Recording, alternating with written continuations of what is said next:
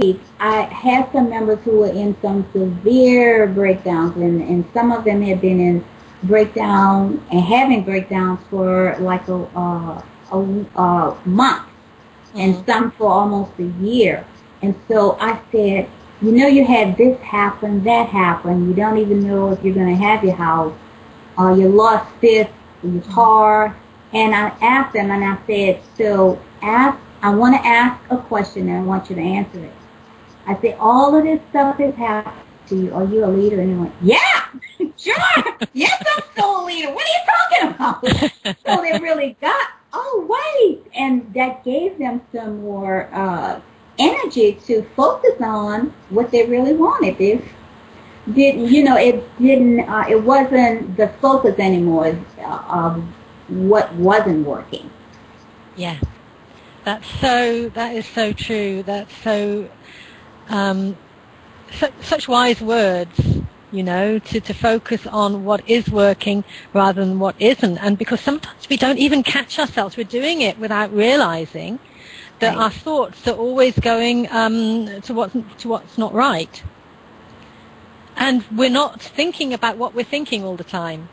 Right. You see what I mean? Yes, I do. We don't know where our thoughts are going most of the time. Yeah. They're just off on their own, you know, doing what they like. That is, well, I know that Pam says she gets these thoughts that are negative thoughts, and she'll say, okay, I heard you, but I'm not listening to you today. Yeah, absolutely. Put the lid on them. Right. So it's great. It's about getting clear. And then the second point was, you said earlier, was about doing whatever comes naturally, what's natural to you. Yeah, right. And I found in myself, and also with the people I work with, that does, often you'll know what that is from what you loved doing as a child. Yes. And in your case, it was certainly true. So for people to be able to say, okay, what did I love doing? What made my heart sing? That would be the second step. And then to do something, I suppose. To do something to make it happen now. To make the dream a reality. Yeah, brilliant. Well, on that note, I wanted to share a quick story. There was a lady who was, she worked for corporate America, is how she made her living. But she would come home, and the first thing she would do is start to sculpture. And her friend was there, and she said, oh, I feel so guilty because I just love this. I can do it all day. And her friend said, well, that is what you're supposed to do. That's your purpose. And she said, that's my purpose. I'm going to make money with this. I have to pay my bills. So what happened is she read in the paper that there was doing an auction for cancer, raising money. So she sculptured something and she donated.